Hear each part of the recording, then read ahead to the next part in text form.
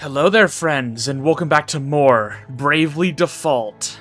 Last time, we saved our world and countless others from the clutches of the god of destruction, Ouroboros. And we beat the game! We see ourselves here on the title screen after completing the game, and looking at the amount of hours we spent, holy moly, 125 hours for the main adventure. What a crazy journey it's been.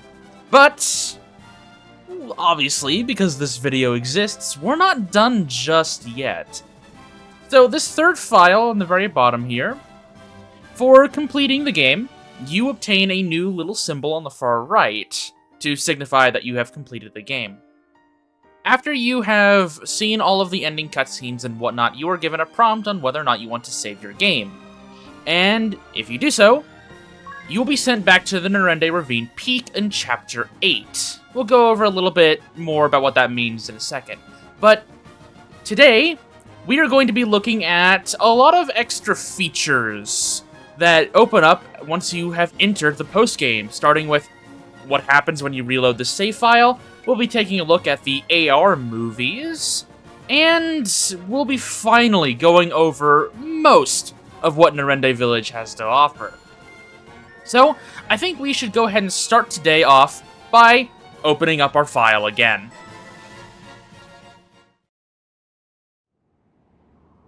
So, as I said earlier, you are basically sent back to Chapter 8 if you save your game once you've beaten the game, and you reload it. You were not sent right back before the Aerie battle, you were sent right here. You, at this point, can go and reawaken the crystals to fight Ouroboros again, or you could try and break them and see the false ending if you hadn't done that yet. If you hadn't done the Eternian battles either, you can go back and do them. You're at the right chapter. Though, speaking of that, I do want to go ahead and make a quick note. If you had not done the Chapter 8 encounters before you went into the true ending, or the finale, you have to do those, obviously. It's not like you're gonna have to, it's not like the Eternian Gauntlet is just automatically opened up to you.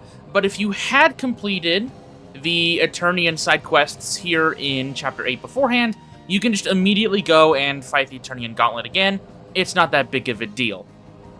Next, here on the title screen, I am not going to talk about AR movie just yet. Trust me, we'll get to that in a second. I'm actually going to skip all the way down here to the special movie. So this is the cutscene that plays at the very, very end of the true ending. I did not showcase it in the previous video because I didn't really want to, you know, break from the ending. It felt like it was a little too, the tonal shift was a little weird. So, I decided to save it for this video. You need to utilize the gyroscope from your 3DS in order to see this, and this special movie was something that was introduced in later versions of the game. This did not exist in the very first release of Bravely Default. So, that kind of, leads you to a little bit of a hint of what exactly this special movie is. So, let's go ahead and play it, shall we?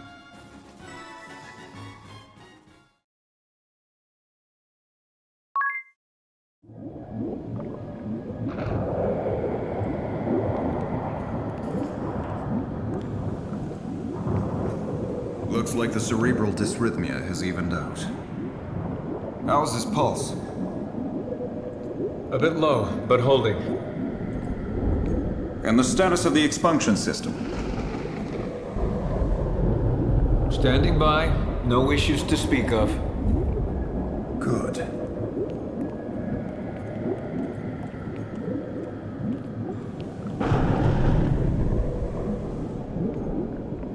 Poor wretch. Asleep ever since. Some end for a hero who helped save the world.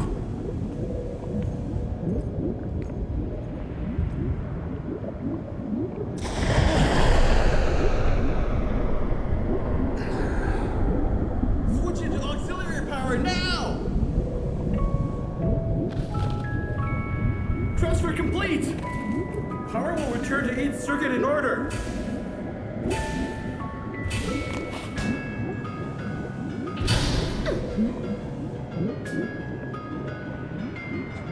Showtime. Expunge!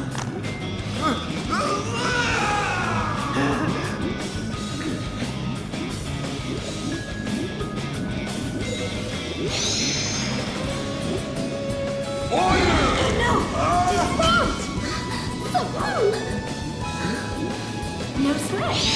Brave!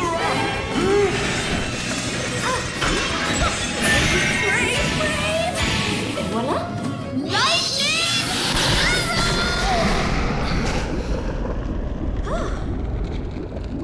You okay? Looks like it. Splendid.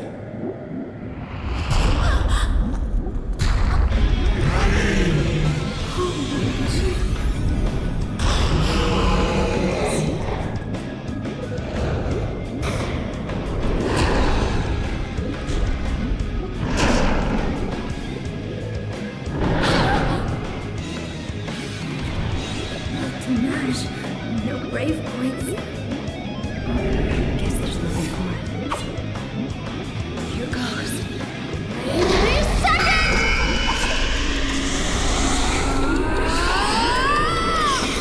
Chamomile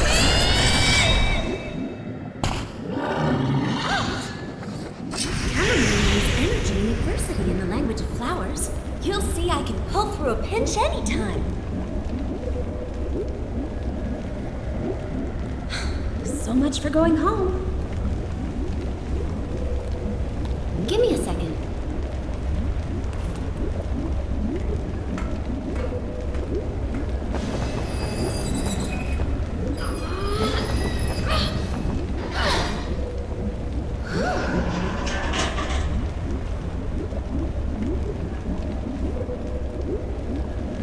Yoo-hoo!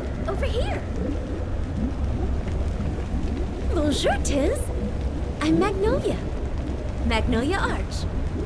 Ballbuster. Relax. No need to be suspicious of me. Yeah, I think that's fair to say. I envy you, Tiz. Because you've got the kind of good luck I'll never enjoy. You get to live in the same era as me, you lucky dog, you. Okay, let's get going. To where? To someplace nice.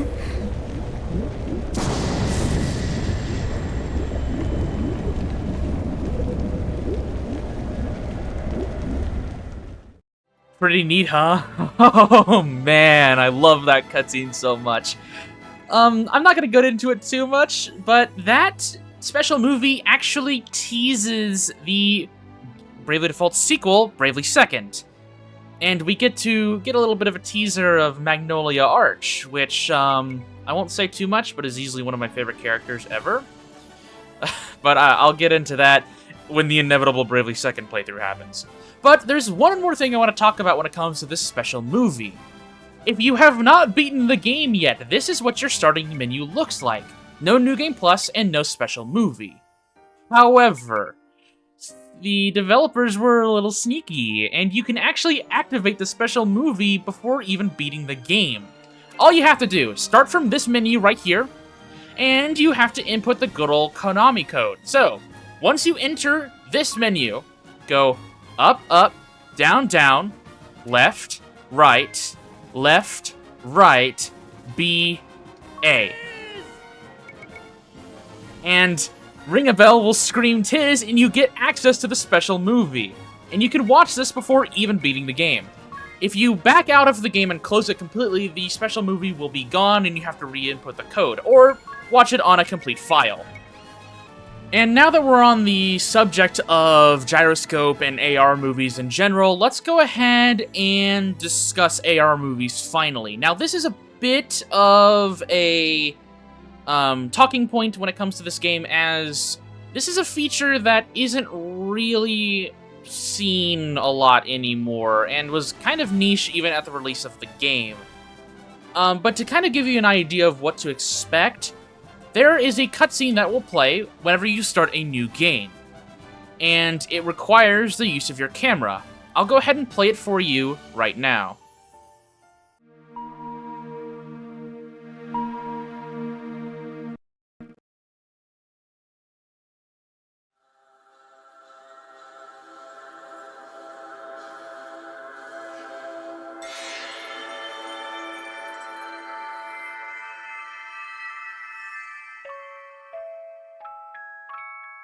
Can you hear my prayers? Wherever you are. Whoever you are.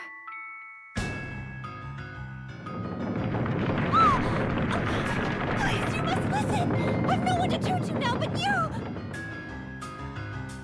The walls of the world are falling down around us! All of us were fools! Such a base and hateful snare, yet none of us saw it!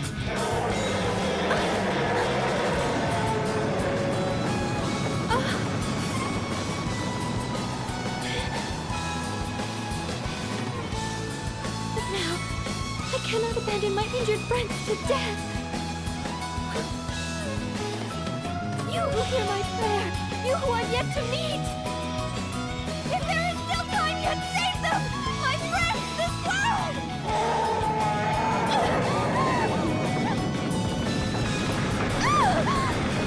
I beg of you! Become my player of life!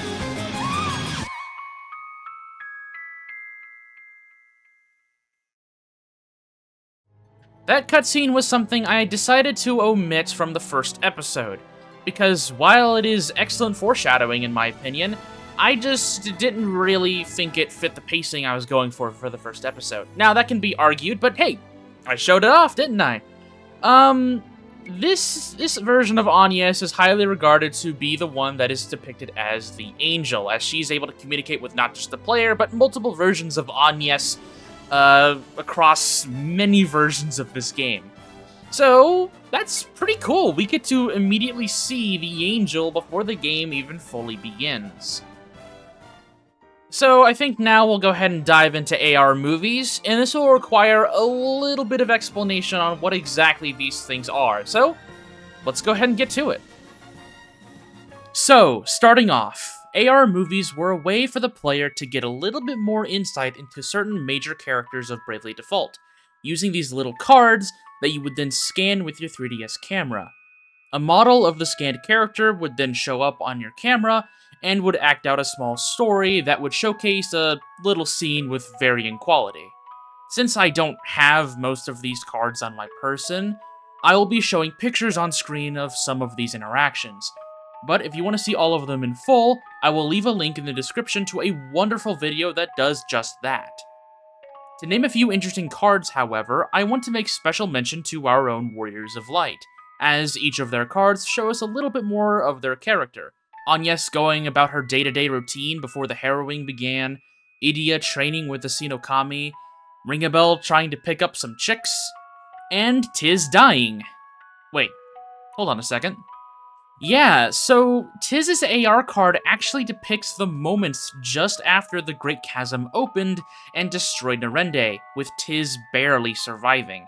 This AR card shows us that Tiz was actually deceased long before Owen found him in the ravine, and that the celestial soul placed within him is what kept him alive for so long. Until the true ending, where the celestial leaves Tiz's body, causing him to collapse.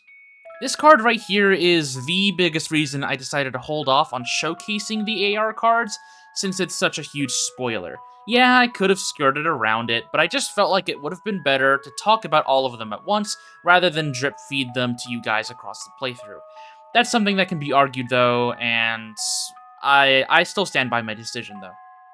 Other than watching Tiz's grim beginnings happening right in front of you, there are some more lighthearted cards here, with many of the Eternian officers having one themselves, where they will reenact an iconic moment or line of theirs right in front of you.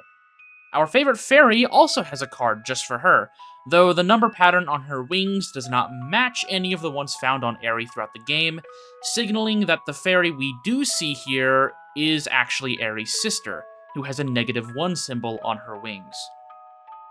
That's honestly all I really want to talk about regarding the AR cards, though. It's a neat way of incorporating the 3DS camera features into the game itself, and while actually finding these cards to use for yourself can be quite cumbersome, the video I have linked in the description is absolutely worth a watch if you haven't seen it already. Now I know this is something that a lot of you have been waiting for. It is now time to talk about everything surrounding Nerende Village. Oh, well, almost everything. Anyways, where is a better place to start than with the villagers themselves? So, originally, players would utilize the Street Pass function of the 3DS to obtain villagers by interacting with players in the real world. By doing so, you would obtain a certain amount of villagers, and also potentially a special battle unique to Nerende Village. You could also obtain villagers from the adventure through updating your Bravely Default data once per day. Thanks to these features, you could steadily increase your villager count as you played through the game, giving the idea that Nerende was growing alongside your journey and your heroes. But before we move on to another topic, I actually want to discuss one more thing regarding Nerende and its villagers, and that requires me discussing Bravely Default demos. Bravely Default had multiple demos before it finally released in Japan, 5 in total actually. The content within these demos varied from limiting the player to just combat alone, to only being able to explore town and talk to citizens with just Tiz. But none of these demos before the final one really interests me, as it is the final demo released in both Japan and the West before the game's release that I intend to focus on. In this final demo, Nerende Village was actually accessible, and the progress that you made on it would transfer over to the main game if you were to keep your demo progress. However, since this was a demo of the full game, Nerende's functions were slightly altered, as certain NPCs would reward you with villagers once you completed certain objectives. Because Nerende villagers are saved differently from anything else in the game, you could exploit these NPCs by constantly talking to them after reloading your file without saving, giving you a bunch of villagers that you could then move on to the main game. This exploit helped players who bought Bravely Default in the early days to get access to all of the bonuses that the shops had in Nerende, which was obviously quite a boon for the early and mid-game, or even late game for some of the more expensive Peeg options. And speaking of Nerende shops, that leads me to our next talking point, the Nerende outfits. I've already talked a little bit about each of these, but I never really took the time to showcase them in detail, so let's go ahead and do just that. Let's start with Tiz's onion shirt outfit, as it is the one that I've talked about the most so far. This outfit changes any gear that Tiz is currently wearing into that of the Onion Knight from Final Fantasy III, which was a job in that game that started its journey as by far the weakest job in the game, but would become unbelievably powerful once you reached maximum level. Square Enix, which is responsible for Bravely Default's development, also worked on Final Fantasy III's remake because they're part of the same company. So having a nice little nod to their previous work is quite charming. Now, with overseas versions of the game, Nerende Village is the only means by which you can obtain this gear, as Japan had to usually do something else entirely if players wanted to get their hands on these special outfits. For the Onion shirt, Japanese players had to obtain a special code from the official Bravely Default Facebook page. Agnes' outfit is named the Knight's Tunic, which is based on some promotional artwork made of Agnes to help sell copies of the soon-to-be-released Bravely Default for the sequel version. It's honestly a really cool outfit, and since Agnes is very rarely depicted as a knight or a fighter in general, it's nice to have something for her to wear if you intend on making her battle. Japanese players needed to register their copy of Bravely Default on the Square Enix members site, and must have either played for 10 hours in the game or have beaten Ouroboros to obtain this outfit. Ring a Bell's outfit is dubbed the Melodist's shirt, and is actually based on the composer for Bravely Default, Revo. This outfit could be obtained by Japanese players by purchasing Luxendark's Big Diary, and redeeming a code found within. The Big Diary was a musical collection, housing vocalized versions of many songs found within Bravely Default, ranging from character special moves to themes of cities. If you ever get the chance to listen to any of these songs by any means, do so, as they are really, really wonderful. Idia's Nerende outfit is called Idia's Garb. This outfit is based on Adia's design in the game Bravely Default Praying Braj, which was a web game that took place many years after the events of Bravely Default, where Adia has grown up and become a Vestal. I won't go into the lore of Praying Braj more than that, and the game also has become discontinued many years ago, so getting your hands on it is almost impossible. If you want to at least experience the story of Praying Braj, the best means of doing so, in my opinion, would be to watch Red Nova Tyrant's video covering Praying Braj, as he goes over the game's entire narrative quite well. If Japanese players wanted to get their hands on this outfit, however, they needed to play Bravely Default Praying Braj and obtain rank 5, or needed to have beaten the true ending of Bravely Default. And last up on the Nerende Village outfits is the Plain Tunic. This outfit would turn any job design into the standard freelancer job outfit for that chosen character. Japanese players who desired this item needed to redeem a code included with the Flying Fairy official soundtrack box. Now, that isn't all the outfits that were made for Bravely Default, as there were a few more made exclusively for Japan, though there were methods of obtaining them in the West if you were cheeky enough. But before I dive into those, I want to quickly go over the Bravo Bikini and Agnes' Vestal garb. I've already covered the Bravo Bikini in detail earlier in the series, but what I didn't mention was that you could also equip it on Agnes in the Japanese release of the game. This was obtained if you beat the game on hard mode and linked your Nintendo account to the Square Enix member site. If you tried to summon someone who was wearing the bikini on Agnes in the Western release of the game would automatically switch her to the freelancer outfit. No horny allowed in the West, I guess. But since I beat the game on hard mode in my playthrough, do I count as an honorary Agnes Bravo Bikini owner? Anyways, speaking of beating the game, if you were to complete the finale chapter, also known as the normal ending, you would obtain Agnes' Vestal garb as an outfit you could wear from that point onwards. This is something you can do in all versions of the game, and it makes seeing the normal ending at least somewhat worth your time.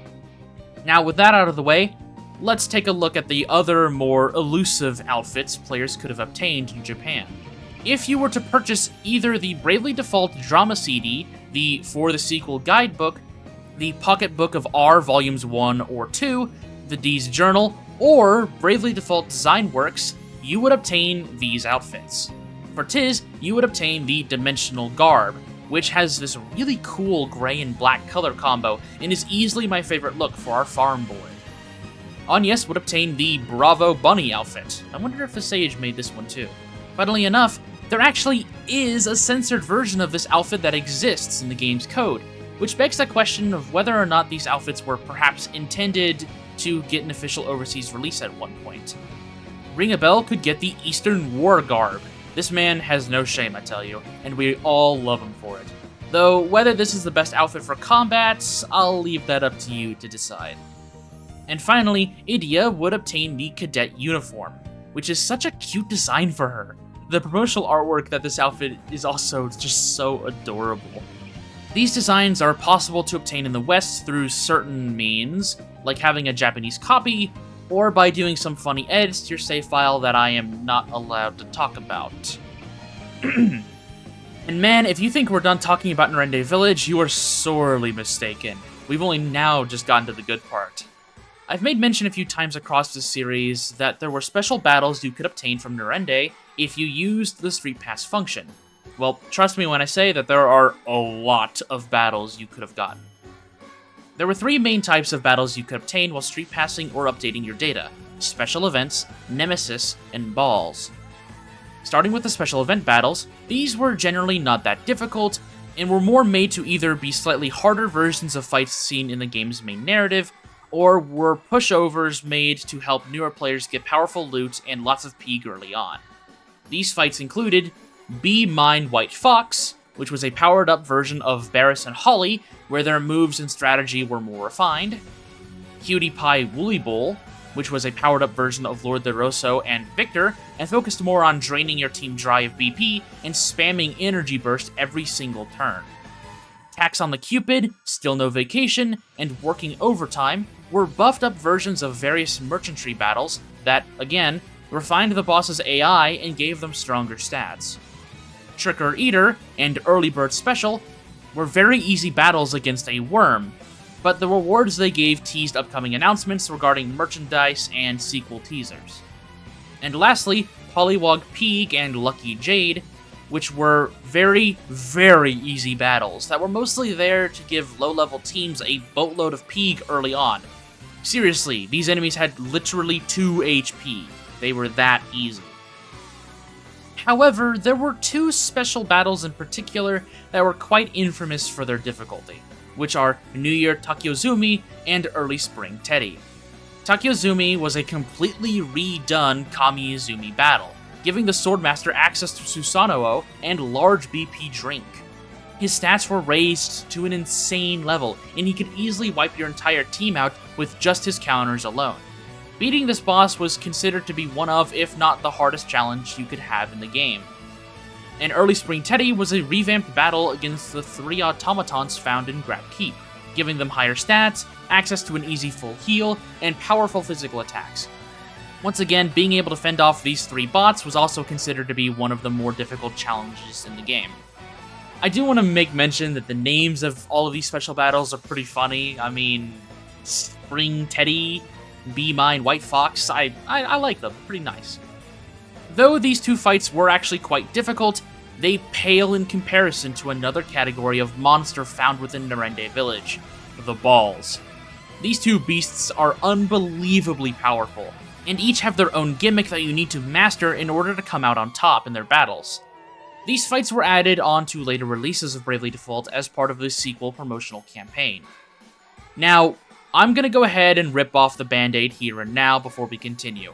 Because I can only have 7 battles in Nerende Village at once, I had to make the heartbreaking decision to exclude the ball fights from this series. But I will at least discuss them here, so if you somehow have access to them in your file, you will know how they work. The first and probably most iconic ball of them all is the Turtle Dove. First things to note, these enemy designs are awesome! Turtle doves usually represent love, unity, and beauty, and to see that vision bastardized by this monstrosity is so freaking cool. The turtle dove has its own unique form of the charm ailment, where it forces your party members to fall in love with one another, in which they will do everything they can to mimic their newfound crush's every move. It makes battling this creature quite difficult and cumbersome if you find your attacker trying their hardest to be a second healer. The second ball you can encounter is the Goldie. This design haunts my dreams, and it actually did scare me quite a bit when I was younger, so I have a bit of a vendetta with this oversized fish. Goldie mainly focuses on summoning smaller fish to aid in overwhelming you with attacks and debuffs, forcing your team to react to a changing battlefield constantly. Goldie is also the ball seen in the special movie cutscene with Magnolia. If you have any intention on playing Bravely Second, trust me when I say that you'll become very acquainted with these monsters, and that this is just a teaser of what they have to offer. The music you've been hearing in the background during this whole segment is also the Ball's battle theme, which is quite a haunting piece if I do say so myself. Give it a listen when you can. Now, there is one final category of battles you can find in Nerende, but I will be saving that for the next episode so I can give you a more, how should I say, direct showcase of them. So please stay tuned for that just a little longer. But yeah, other than that, that's everything to see and learn about Nerende Village. This piece of content holds so much extra content for Bravely Default, and cleverly used the 3DS's unique systems to create a fun and interactive gameplay experience for the players. Sadly though, because of this unique experience, trying to enjoy Nerende Village in the present is nearly impossible without hacking your file or purchasing copies with the complete village attached to it. If there ever is a port of the 3DS Bravely games, I hope they can find a way of incorporating Nerende Village in a similar way, even if it doesn't work entirely the same. Whew. Okay, that was a lot to go through, but we've finally reached the end. Next time on Bravely Default, we take a closer look at the final series of monsters I omitted earlier and close the book on Nerende Village for good. So, with that said, I'll see you soon.